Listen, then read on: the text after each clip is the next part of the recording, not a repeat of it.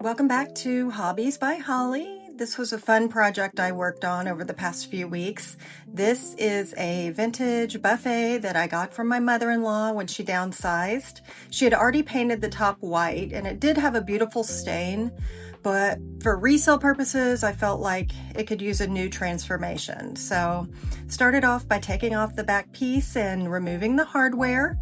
And my first goal was to strip all of that white paint off of the top. So I got out my Klean Strip, and just make sure you're always wearing protective gloves and PPE. There's a lot of fumes, so you want to be safe and be in a well-ventilated area. I'm here in my garage adding it on. I use generous amounts and then just use one of my throwaway brushes to spread it around and make sure that I get it all over the top. And so far my experience using the Klean Strip, I always try first using a metal putty knife to remove it, and it just never quite does the trick, as you can see here. So I always eventually pull out my carbide scraper, and that to me is the best way to fully remove everything from the top.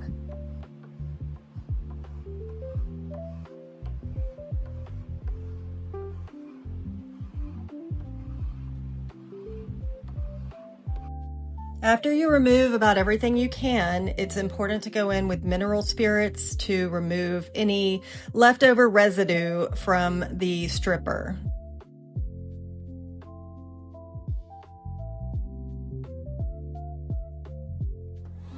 Next up, it was time to prepare the body for painting. So I got out my trusty leaf blower. There was quite a bit of dust built up, and then I used Crud Cutter to thoroughly give her a good clean. I started sanding, and as I was sanding, I could tell that this wood looked a little blotchy. Here I am going through all the different grits, starting with 120, then 150, 180, and ending with 220. And due to the blotchiness look, I decided then and there I was going to use hickory gel stain. I used this on a previous project. I really like how it came out, and I feel like it will look better on a surface that possibly could be blotchy, because the gel stain sits on the top versus penetrating into the wood. Then I sanded the full body just with a 120 grit to make sure that the paint would adhere. After the top had dried overnight, it was time to do the hickory gel stain. So you want to wipe it down, make sure there aren't any dust particles on there. Here I am with my hickory gel stain by Varathane, and it's a pretty easy process. I use a foam brush and just start wiping it on generously and covering the full top. And then once I get it all on there, I just take a clean rag and wipe off any leftover residue.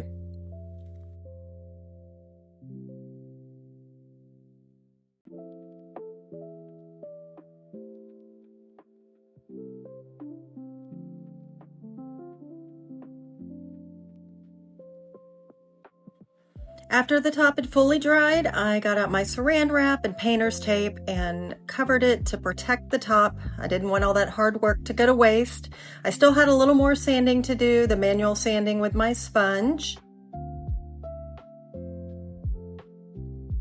And then I tried something new, a shout out to Olive Street Designs. I saw this tip on her channel and had to try it. It's a tuft brush that helps you get into all those little crevices that collect dust, and it worked like a charm. I don't like to remove the doors because a lot of times it's really hard to replace them. So my go-to is always just protecting the hardware with painter's tape.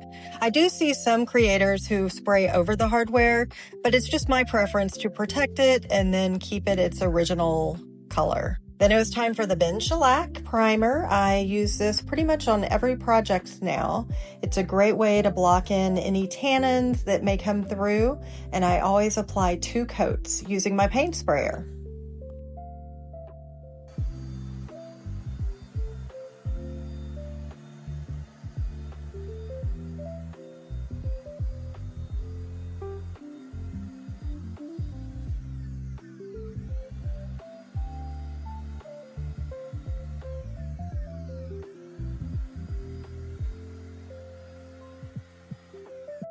After your first coat of primer, you can always see any imperfections. So I went in with my Bondo glazing putty. This is super easy to use and it covered up any of those dents and dings. There were only a few on there. And Bondo glazing putty dries very quickly and then it's ready for its second coat. You also want to sand in between each coat of primer because that gets rid of any raised wood and makes it nice and smooth.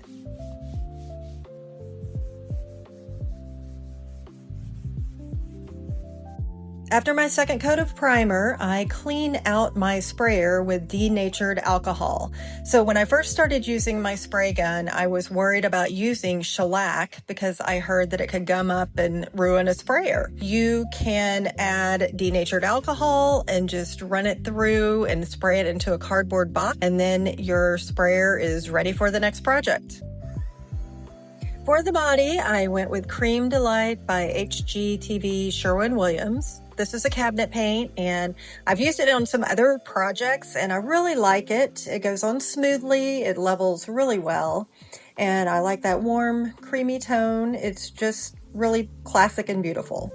In between your first and second coat, you want to go in with a 320 grit sander and just make sure you get it very smooth, and then it's time for your second coat of paint. After that, you don't want to sand it again.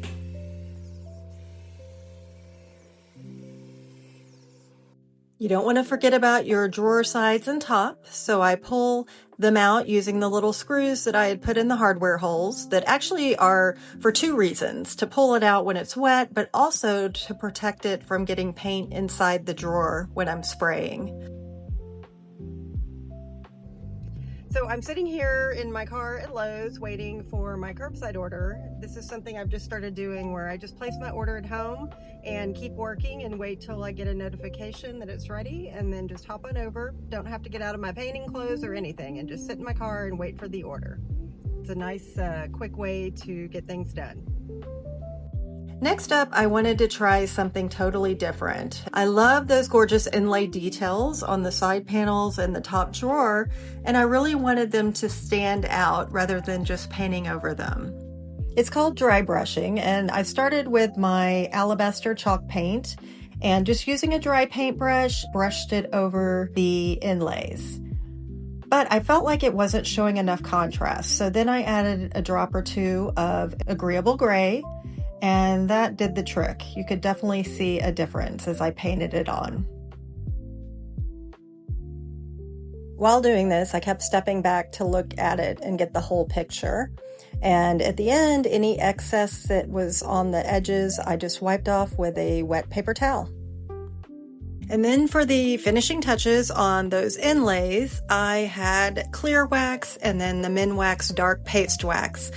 The clear wax provides a good base and protective barrier on the paint, and then it also makes the next step easier to control. So when I came in with the Minwax special dark paste finishing wax, I worked it into all the recessed areas. So the dark wax settles into the grooves and it gives that beautiful aged shadowed look that makes the carvings really pop. Using the clear wax first is supposed to make it easier to wipe back the dark wax without muddying the white paint too much, but I think I did run into a little muddying along the way. But I was able to get some water and touch it up, and then also went back in with my dry brush painting as well as a few touch-ups of the original Cream Delight, and then she was good to go.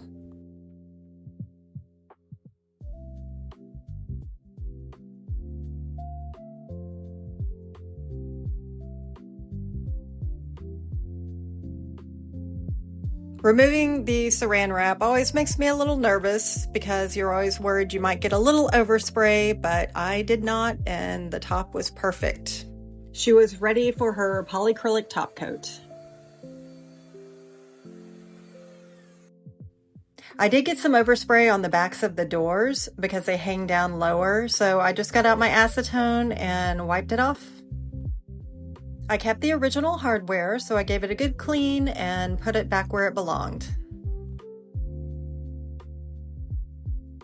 And it was time to add on the back piece. I had saved the same screws and easily secured them in.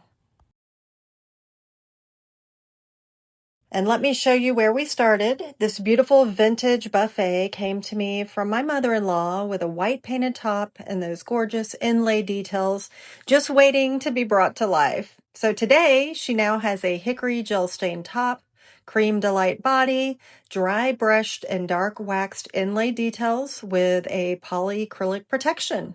I'm really pleased with how this one turned out. The dry brushing and the dark paste wax were both completely new techniques, and I definitely learned from them. And I think they make such a difference on those inlays. They have a lot of dimension and character now. If you enjoyed this video, please give it a thumbs up and subscribe for new transformations every week. And please drop your thoughts on this one in the comments below. See you next week.